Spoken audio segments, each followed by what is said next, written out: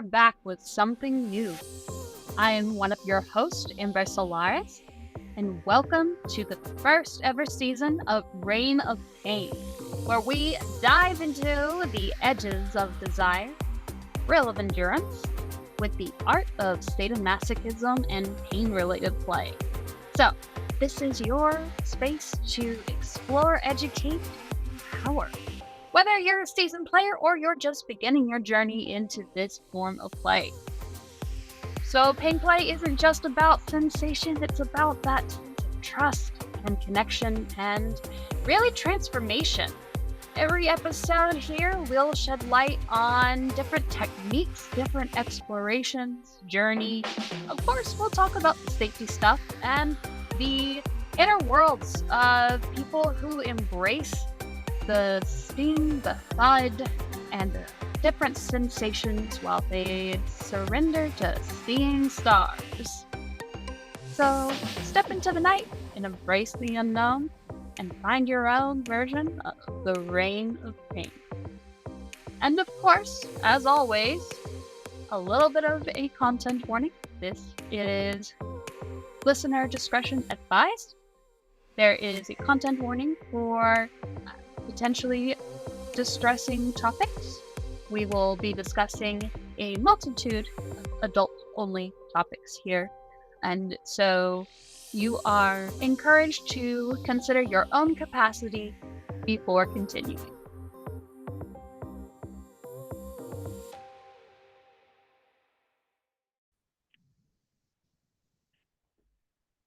Hey, amazing humans, and welcome back. You're speaking to Miss Kitten, and I'm coming to you from a very windy, sunny Cape Town, South Africa. And I'm really excited to welcome Didi to my dungeon virtually today to chat to us a little bit about her journey with pain. So welcome, and thank you so much for joining us. Thank you for having me. And that amazing English accent. Yeah, it hasn't been out very much recently. I haven't spoken to anyone for a while. I think you guys are going into your winter now, so you might be staying inside a bit longer. We've just hit summer full on, so it's beautiful here, but nearly 40 degrees and howling winds and great kite weather, but that's about it. Well, it's very windy here where I live in England. It's always windy, whether it's summer or winter. So the only difference is whether or not it's a warm breeze or a cold breeze. And yeah, I still remember being in the UK and everybody around me exclaiming how beautiful the day was because the sun was out, and I was like, guys, it's like 12 degrees. Like, it's an amazing day. I was like, you people know nothing about good weather. Yeah. Yeah. So enough about the English weather and ragging you. You have an interesting journey and have been involved in this community for a while. So maybe you can introduce yourself to the listeners and just tell us a little bit about how you went from being a muggle to finding kink, and you sort of explored a little bit in life and found yourself where you are now. Oh gosh, this is always like the scariest bit is trying to introduce myself. Yep, so I'm DiavalDiablo. I am one of the co-founders of Kink 101, and I started my journey in around 2015. If I go back in time and look at my childhood and teenhood and whatnot, then there were hints and tips there that I should have paid attention to when I was a lot younger, but I ignored them in favor of waiting for someone else to introduce me to kink, really. And I was with a partner at the time that was into topping, into impact play and things like that. And it didn't work for me. It didn't strike the right chord. So I decided to start exploring a little bit more and found a lot more of the mental side of things, and it tapped into oralism and things like that. And then one day I decided that if I was going to do anything to do with S&M, it was going to be needle play because I was terrified of needles. And what better way to face that fear than to jab myself with a load of them? So I ordered my very first needle kit and I did a little pretty design on myself, and then I just was hooked from there, really. But yeah, it was a long, slow journey, I think, to getting into it. And then once I got into it, I hit it hard, like I was balls to the wall. And that's kind of how I am now, is very much an edge player. I do a lot of high risk activities and things that are not the typical safe, sane, and consensual by any stretch. But I understand that it's other people that need to build that into their risk profile if they want to play with me, and I'm never going to push anyone to do it. Um, but I know what my limits are, and I've reflected a lot on my journey to get to this point. So I'm very strong in my convictions and things like that. But that's like a whole other podcast you could host. I always have a laugh when somebody says they should have recognized that they were kinky earlier on. Oh, for sure.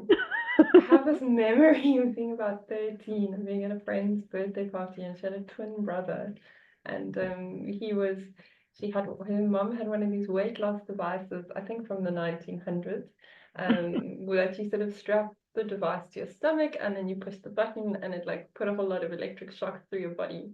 I have these like vivid memories of tying this kid down, and putting this on his body and shocking him, and him screaming and us squealing in delight. And it's just like, I should have known then that I was not your average 13-year-old. And it also took me a while to realize where I was going, and to see it for myself. But the signs were clear to everybody else's brother when I was a kid. Yeah, the benefit of hindsight and all that. Yeah, I think it's easier now because there's just so much more education available without having to have a community or a mentor. It's much easier to find info on it, so it's much easier to research. Where I think before, when I was growing up in the 1900s, there wasn't as much. You had to have an in-person kind of mentor, and I think that was just more difficult. Yeah, definitely, definitely. How do you define sadomasochism, and how does it fit into your broader context with BDSM? So for me, sadomasochism it is an exchange to a degree, but it's also a struggle. I'm a big proponent of struggle over exchange. And it's not necessarily just about pain itself. It's about the intensity of pushing limits and engaging in mind games and exploring controlled suffering. And for me, the magic lies in endurance. So it's being pushed and pushed and pushed to see how much you can take, and the growth that comes, like the personal growth that comes after that. So when you walk away from a particularly intense scene, whether that was like interrogation or like any kind of sharps play or anything like that, once you walk away from it and you've healed and you've recovered and you've reflected on it, the personal growth that can come from it is everything. That's the reason that I do any of it. It's not about the instant gratification or the like finding space or anything like that. It's about the growth that comes afterward and what I can learn about myself and other people whilst I'm engaging in sadomasochism. So it's probably, I wouldn't say that I definitely don't do bondage and I don't do discipline. I don't really do dominance and submission, so S&M is really the only part of the BDSM Venn diagram that I really take part in consciously. And which side of that S&M do you feel yourself most drawn to? It depends on the partner. It depends on the person. It doesn't even have to be a partner. When you're talking to someone and you just have that spark, I think that you naturally shift into a position based on that interaction, or I certainly do. I can't speak for everybody. But for me, if I'm speaking to someone that I know could absolutely tie me in mental knots and set puzzles for me to have to outwit and things like that, then I will naturally take on a more masochistic side. Historically, I've definitely been the emotional masochist a lot more. And a lot of that comes from I'm not 100% confident in my ability as an emotional sadist to respect someone else's boundaries, so I choose not to play on that side. That's not to say I don't enjoy it. I just don't think that I am aware enough, and I don't think that I'm mature enough as a kinkster yet to fully engage with multiple people that like I haven't had an established dynamic with and built up to it slowly. I think that's an interesting topic, and I think when you enter the world and you sort of realize you're a sadist, and it's a self-reflection. I'm quite sure this is not everybody's reflection, but there's a scary moment when you realize that your fantasy is dark, and there is a side of you that could be very dark, and being able to be self-aware of that is huge, and being able to, you know, work towards making that being able to play with that side of yourself in a safe, well, safe is probably a very bad word in this situation, but in the safest way possible, in the most consensual way possible for everybody. And I think there's a self-consent in that, you know, getting both sides, or for me, both sides of myself to agree with the action, and then being able to live with myself afterwards. And it's quite a journey. It's been quite an interesting journey. So I have huge respect for the self-awareness that you bring when you talk about it. Oh, thank you. Well, I think the realization that I came to, and it's only emotional S&M, like physical S&M, I think is a lot easier for me. I tend to swing more toward the sadist side just because I don't enjoy pain, and it's easier to dish it out than take it for me. But from the emotional side, I woke up one day basically and I thought to myself, I'm emotionally suicidal on the right side of the slash and an emotional rapist on the left. And until I can reconcile that and be comfortable with it, then I know that I'm not ready to be on the left side. Yeah, it's quite a journey. I have to say that you're not alone in, in your thinking. And I've been very aware of the emotional sadism, and I tend to avoid it, but I also haven't had the opportunity and a dynamic to explore it. So it's fascinating. Oh God, yeah, and it's so erotic as well. Oh my goodness, when you do Right? get to do it, oh wow. But it's also very, very dangerous, and I don't think enough due care and attention is necessarily given to the emotional side of things, because a wound will heal with the correct care, but an emotional wound is a lot harder to heal, and I think that's where my nervousness is. Like, I can do first aid if someone's bleeding too much, but I don't know how to fix them if I break them mentally. So if we're going to look at emotional sadism, where do we start? Where is a good starting point from a communication and consent point of view? Where would you even start negotiating it?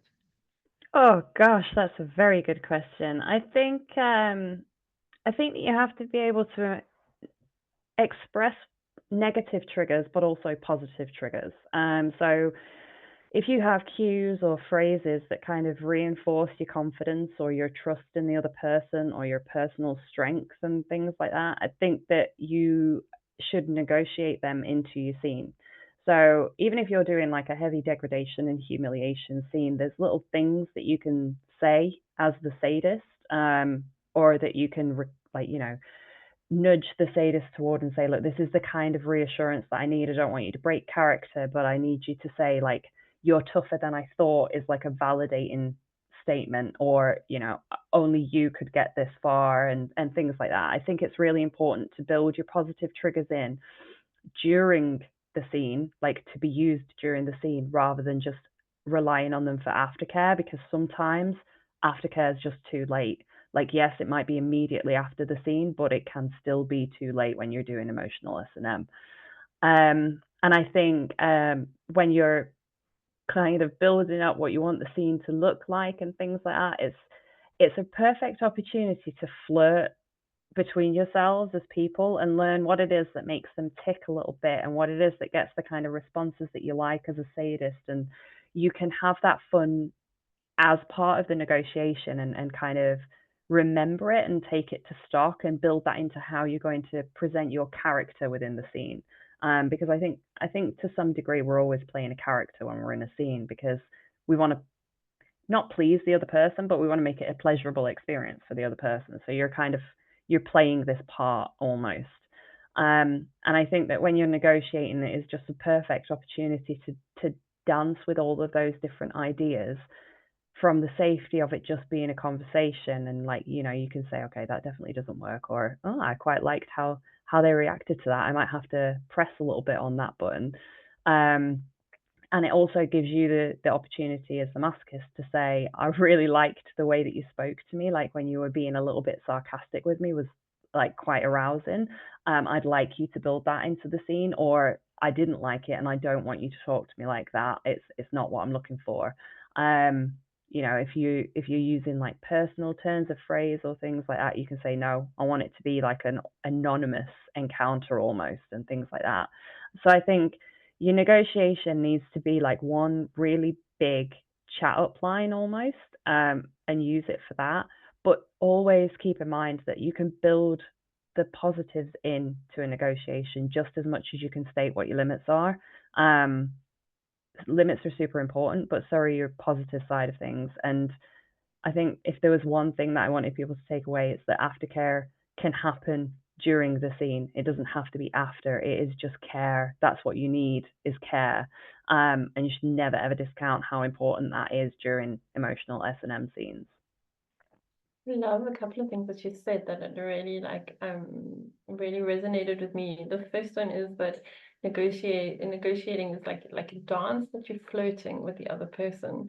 I think we see the word negotiation. So for me, I see the word negotiation, and unfortunately my brain goes into the vanilla world and I have to win something. So I've scratched the word negotiation off all of my consent cards, and they're now consent collaborations, because it's Yes. something that we do together. But I Yeah. like the fact that you brought sexy back into it, and yeah, it's you know, I'm intrigued and I want more of that. And I think we forget that that is, you know, that is, it's almost a type of foreplay. Oh gosh, And it, yeah. yeah, and making it the foreplay that you're making it the appetizer that gets us excited to eat the good meal. I Mhm. really like that reminder, and I really like the way you put it, and you had me intrigued, and yeah, I was I was definitely listening. So I really like that. And then you spoke a little bit about you know, care during the scene, and I think that comes in my mind from good negotiation and good communication. And I think you just reiterated the fact that, you know, this doesn't happen overnight, and it needs to be something that is an established trust through communication with the other player. I was a little bit curious to ask you what sort of emotional aftercare looks like. It's not something that I'm knowledgeable in, and I would maybe you can just explain that a little bit to me. So taking it from the scene into the aftercare, what does the emotional aftercare side look like in your experience? I mean, it varies from person to person what they need, and sometimes the scene itself will dictate. Like, you might say, okay, this is what I definitely need is aftercare, and then once you've done the scene, you're like, oh, do you know what? That is absolutely not what I need. And I think it's perfectly okay to voice that and say, look, I know that I expressed my aftercare needs as this, but what I've realized is after such an emotional scene, I actually would prefer this. So, you know, I, I go one of two ways usually. I'm either a big cuddler and would like to be, you know, canoodled and stroked and fussed over a little bit, or I'm like, please leave me alone. I need time to decompress and process. And I never know until after the scene what it's going to be like. So I tend to, for me personally, I will have like my aftercare person who's on standby. That's not the person I did the scene with. And I'll say, look, I'm going to be doing this scene and I might need to process some shit afterwards. Can you be on standby for me? This is roughly when I think I might need you. And it'll either be a phone call or just a text or whatever. And they'll, you know, I get whoever it is that agrees to it. I'll check in with them and say, okay, the scene went well or didn't go well. I'll be ready to talk about it in X amount of time if you're available. And give them the opportunity to say, yeah, I can be free immediately, or give me 20 minutes or whatever. And then a lot of the time it's just a, a talk with someone to recount what happened. Because sometimes I think if you don't verbalize it out loud, you start to distort it a little bit in your head. And I think sometimes that's when you can start second guessing yourself. So if you've done like humiliation or degradation or anything like that, you can start having those negative feelings creep in because you're not voicing it contextually to somebody else. You're remembering what your naughty, horrible, mean little brain wants you to remember of it, and that's not necessarily the full story. So sometimes it's just like having a comforting talk with someone who wasn't there, that you could say, this is what happened. And they can ask you questions, you can reflect on it and things like that. Or it can be time alone, and I'll write and journal and things like that. Or sometimes both, talk to someone and journal about it, and I get two different stories that come out of that sometimes. Um, or just having a grounding activity that I can do as self-care and don't have to rely on the other person for, because it can take a toll on them as well. And I think it's important to remember, if you're the emotional masochist, it, like you said, you have to reconcile your feelings as a sadist. It's not something that you can just switch off. That emotion is still there for the sadist, even if they've been the one dishing out the emotional pain. Um, so I think relying too much on someone else isn't always fair, but having touch points is perfectly acceptable. And you can check in with each other and say, hey, how are you feeling? Is there anything that you want to talk about? And sometimes I find, as the emotional masochist, that gives me a bit more power and control back. I feel like I'm regaining a sense of self. If the sadist is willing to say, I found this particularly challenging, or, I wasn't sure about your reaction to this point, it sort of almost gives me a little bit of the control back, and I can hold on to that and know that they were unsure at points in time, and they were nervous about the impact it was going to have on me long term. And it's almost more like an emotional bond, that you're creating afterward by talking about it. But sometimes certain scenes don't allow for that, so that then it circles back around to, okay, do I need the time alone, or do I need a third person that I can talk to instead? I feel like I rambled a really long time there. I'm No. sorry. I'm really listening, and it's resonating really strongly with me. I'm going to do it in my vanilla work as well. When we complete a project, we have a best and a worst day. So we just have a debrief, and in Kink it can look like if there's a big scene with a lot of players, we'll sit around a table and we'll all eat food. For some reason, food's generally always involved. Snacks are hugely important in my life. If anyone hasn't realized this by now, always bring snacks. But we do three best and three worst from the scene, and we go through the whole room of who's ever been involved in what we're doing. And it just allows a certain perspective and reality. And by the best and worst, I don't literally mean like what was the worst thing that happened, but what did you find challenging? What did you find? What stood out to you in the experience? And I just find that setting the end of the day with the best and worst just gives everybody a realistic perspective. And just like you said, it doesn't allow you to fall back into that imposter syndrome in my head, where I start to Yeah. doubt everything and every action.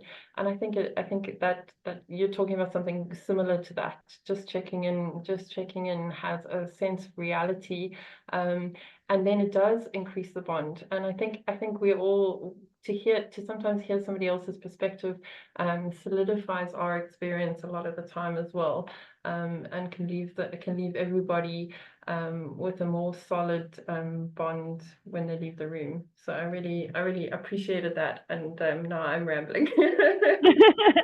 Well, the good thing with debriefing as well, as much as like you can reflect on it and whatnot, you can also build up from it. So if you have a debrief and you've jotted down what's gone well and what hasn't, you can also start discovering new limits or those new positive triggers. I like to refer to negative triggers as landmine triggers. Like a landmine is absolutely something that you do not step on, whereas your limits are more, they're boundaries, but they can be pressed against, and they're not going to explode under you. You're going to have to suck it and see, basically.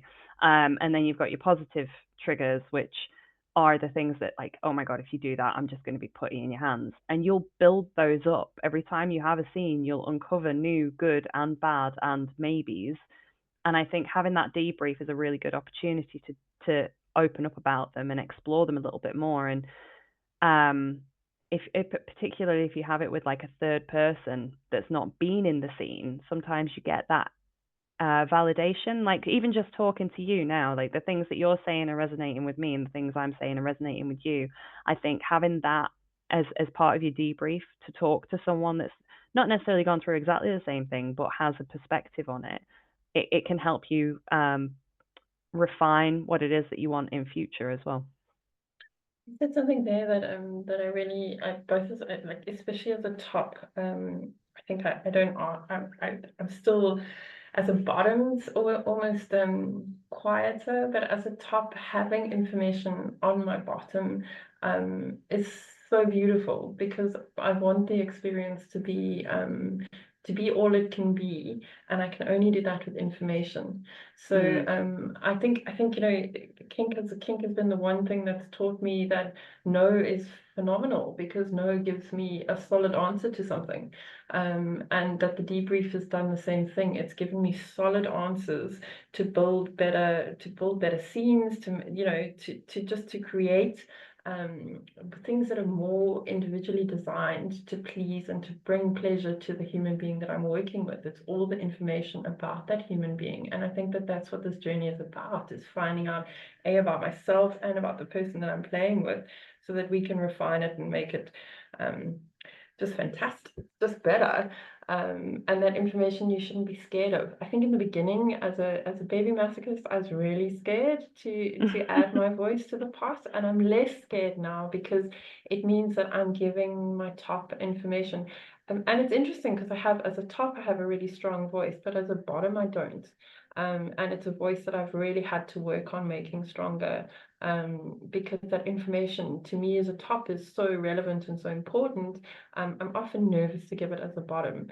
And it's just interesting to reflect in myself that there's two completely separate viewpoints, depending on which side of the slash I'm playing on for the day. Yeah. So we spoke a little bit about how this has empowered you. The other, how does engaging in S&M affect your emotional well-being, both positively and negatively? Oh, oh gosh, I mean, it depends on the day. I went through a few emotional S&M scenes a good couple of years ago when I was in a really good place mentally at the time. So building up to them was really like, it was all the fun, it was probably more enjoyable than the actual scenes themselves was the build up and the anticipation and the excitement, and knowing that things, like you say, giving information to the top, and that like being ammunition that they could use against me, and me not necessarily know when it was going to happen. And it was fun. It was really good fun building up to it. And then I engaged with that same person again a couple of years later when I wasn't in the same headspace. Like a lot was going on in my personal life, and I was kind of turning toward emotional S&M as more of an escapism than a just enjoyable top up. And that was a different experience. It was a lot more negative, and I came away questioning a lot more. I felt like the trust was a lot more shaky, even though it was the same person and nothing had changed between us. It just didn't feel as safe, I guess.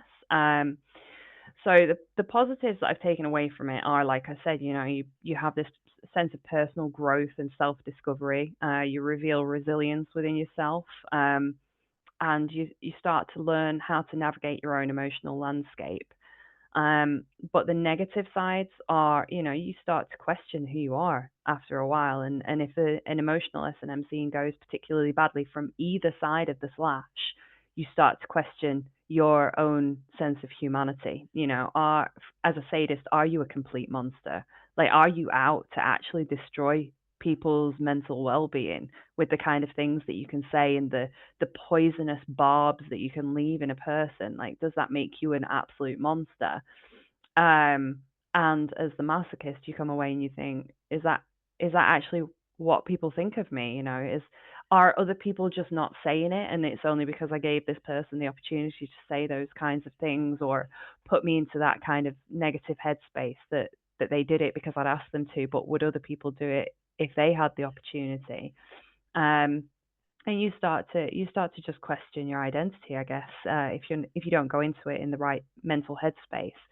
But then there's also the recovery period. So if you have a very, very long emotional S&M dynamic, you have to rehabilitate afterward. So if you've used gaslighting techniques and things like that in your relationship, and it was all fun and hunky dory at the time, when you come out of that relationship, you're not going to instantly forget all of that. So if someone questions something or makes you question something, you're going to tie it back to that experience.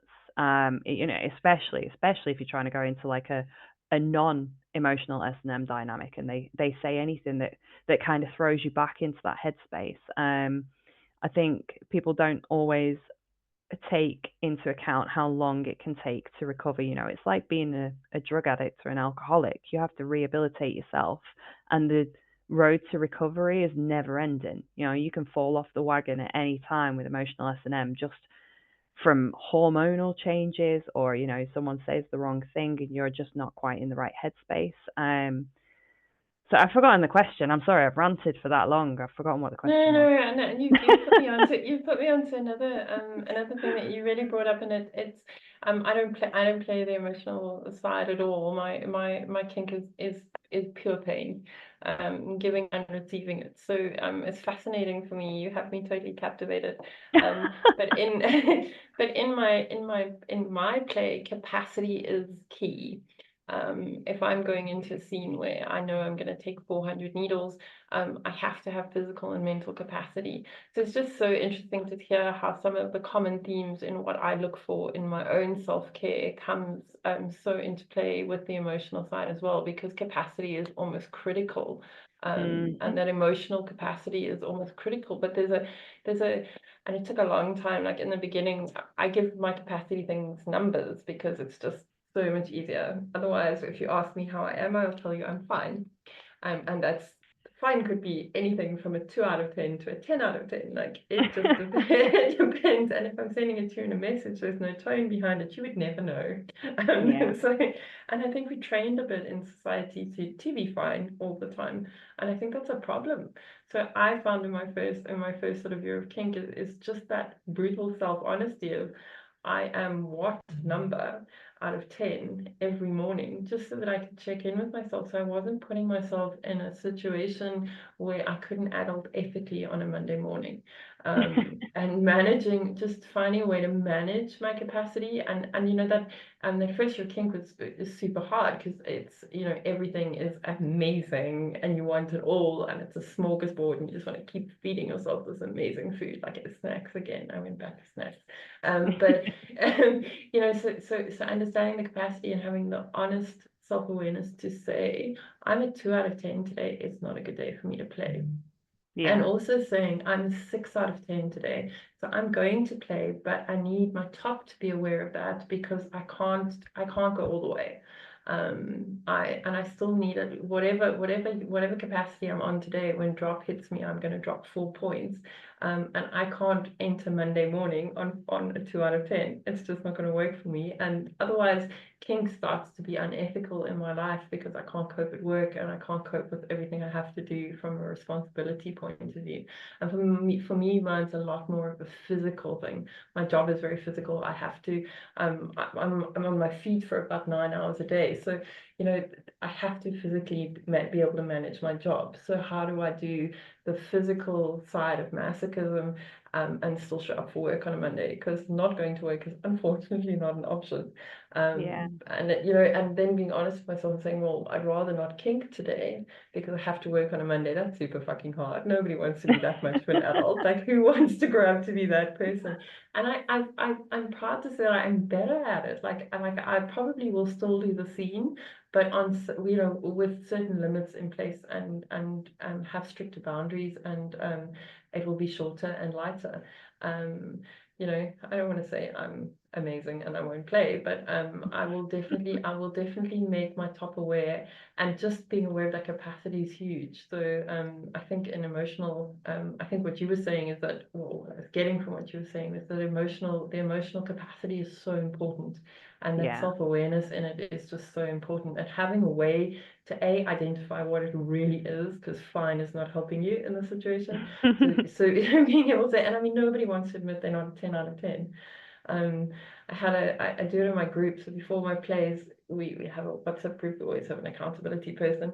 And I have a really cute friend who is, she's amazing. She lifts weights and she's covered in tattoos. And if you, when we asked her what her numbers were in the beginning, she was only ever a 10 out of 10. She was like, I'm not admitting that on the group. She's like, there's other people there. How can I tell them I'm not a 10 out of 10?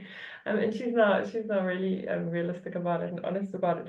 But I think it definitely takes a while. So it's interesting to hear that it's not just in the physical, but in the emotional, you've just got to be so much more aware of it as well. Oh, definitely. And that's why I think scalable scenes are really important for that, because you can walk into a scene and think, I'm a solid 7 out of 10 today, I can take this. And then the scene starts and you get a little bit into it and you're like, oh, do you know what? I'm not at a 7 today. I'm like a 4. I just thought I was a 7. And I think, yeah, it's a really good idea to put numbers to it. I've never thought of it like that before. I might take that one. I'll steal that idea. You know what's great with the numbers is you can stand in your in-laws lounge and you can raise what looks like a peace sign, but it's not a peace sign. It's a 2 out of 10. And everybody thinks you're super chilled and hippie. And your partner knows that you're now 2 out of 10. He's got 15 minutes to evacuate you out of that house. All hell is gonna break loose. So like it has like a whole it has a whole value in my vanilla life as well, because I don't even have to say it anymore. I can just literally raise an eyebrow and 2 fingers, and my partner knows that it's enough and we need to go home. So, Oh, that's good. I love that. yeah, my in-laws think that I'm the coolest, most relaxed hippie chick on the planet, and that I'm always hanging, you know. Brilliant. Meanwhile, little do they know. So I do think, but I do think that self-awareness is hard. It's not something that I found came easily. It's something that I had to be really realistic with over time. And managing that capacity has ricocheted into my vanilla life as well, because now I look at my day and I say, if I'm only a 7 out of 10, I'm not going to give anybody yeses today. I'm going to give everybody the 24-hour rule and an answer tomorrow. And it stopped me overcommitting myself. So I think that's one thing that why sadomasochism's really helped me do is stop taking on something that I don't have capacity to manage. I'm still more likely to do it in kink, and I'm better at it in the vanilla world, but you know, work in progress. So, in your view, practicing sadomasochism can be empowering. What is the negative side of it? I think it can be detrimental to your mental well-being and sometimes stability overall. You know, from either side, really. Like I said, you can start questioning yourself as whether or not you're an ethical or moral human, because of the way that you're taking someone to pieces mentally. So the negative side is that you start to almost retreat into yourself. You don't necessarily want to interact with people because you're scared of causing pain. You sometimes might find that the lines are a little bit blurred, and you start to almost pull little hints of your emotional sadism into the day to day. And as soon as you realize that you're doing that, or you might have been a little bit bitchy with a certain comment and said it just that little bit more vindictively than you meant, or to the wrong person, you think, oh, that's a side of me that's not meant to be getting out without being in a scene or whatever. And so you stop. And over time, sometimes I definitely went through it. I became very, very closed off. You you just go into a state of shutdown almost, and that makes it difficult if you have loved ones in your life. They don't necessarily know why you're going into that shutdown. They don't necessarily know what the driving factors are, and if you're not very good at communicating, or you find it difficult to vocalize why it is that it's taking a toll on you, you just seem like you're becoming more and more closed off, and you're shutting people out and pushing them away and things like that. And eventually it can take a very big toll on your relationships that you have that are outside of like emotional S&M scenes. Um, and I've personally gone through that, like the toll that it took on me as the masochist then affected the sadist, and that then in turn affected my not kink relationships as well. And people would actually comment on the difference in my personality because I was afraid of causing inadvertent pain, to the point that I thought, if I just don't communicate at all, I'm not going to do that. I'm not going to cause that pain. And it took quite a while to think, do you know what? No, I own this. I own this side of myself, and it's up to me to learn how to control it. But for anyone that's approaching that point where they start to feel themselves becoming this almost shrinking violet,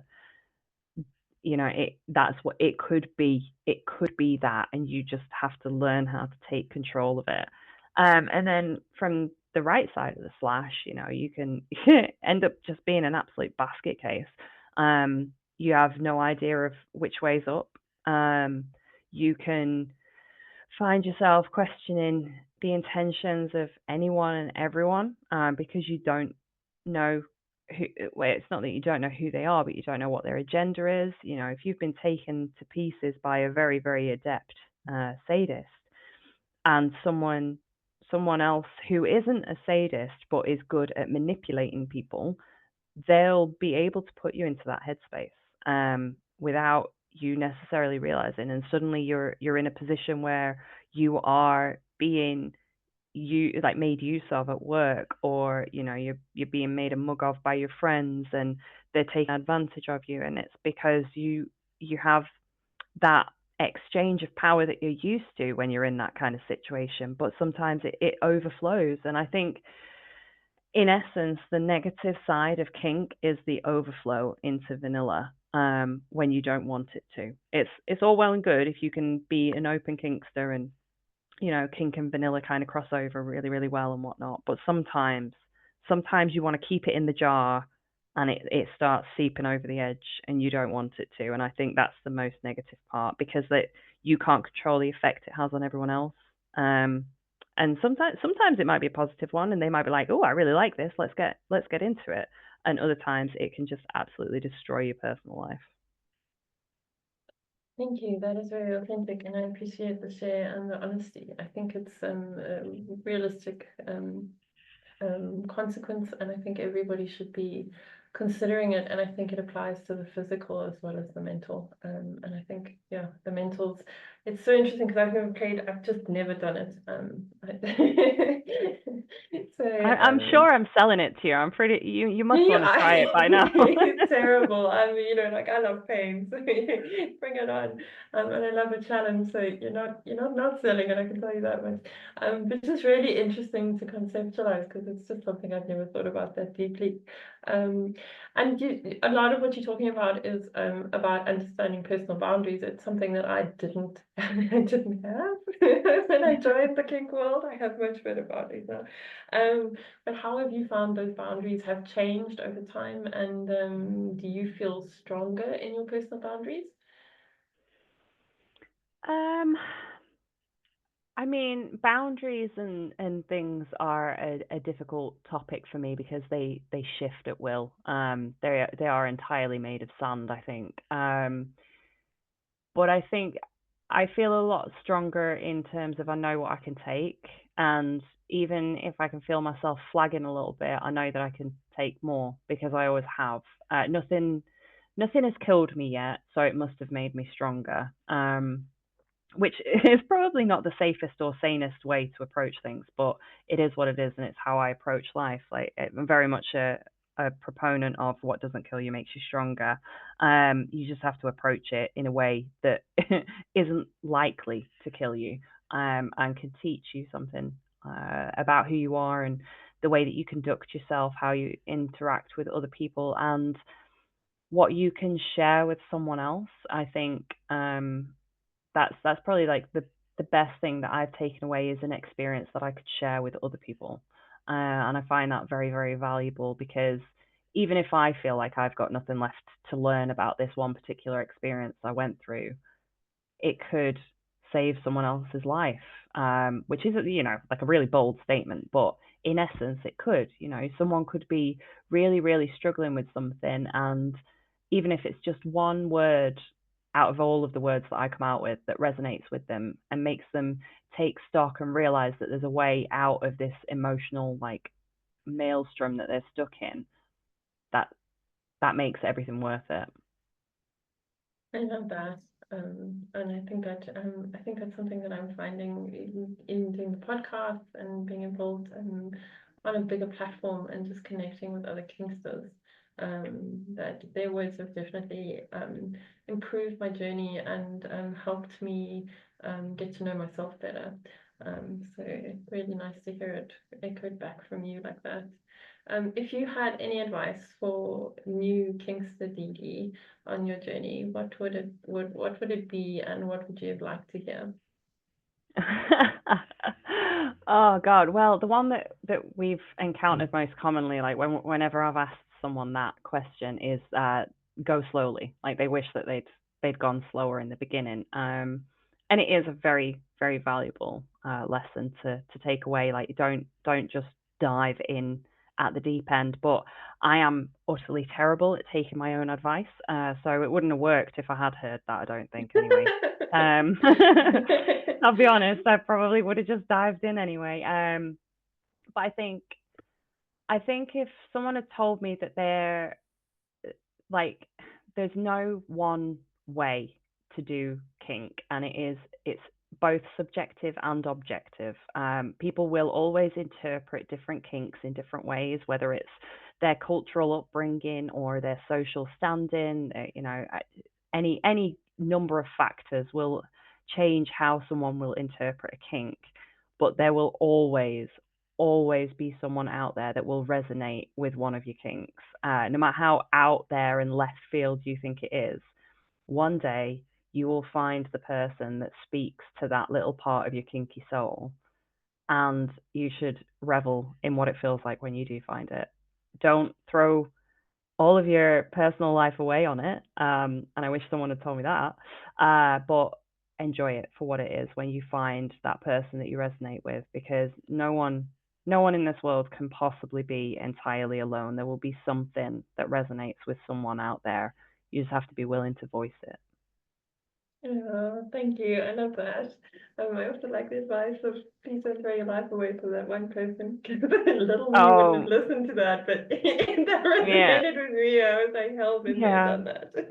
I mean, I did it, and then I was like, oh, you definitely shouldn't do this. Like, don't ever throw your life away for like one person that resonates with your kinks. And then a big fat went and did it again. So yeah, I definitely don't take my own advice. Like, I don't know why people listen to me. Yeah.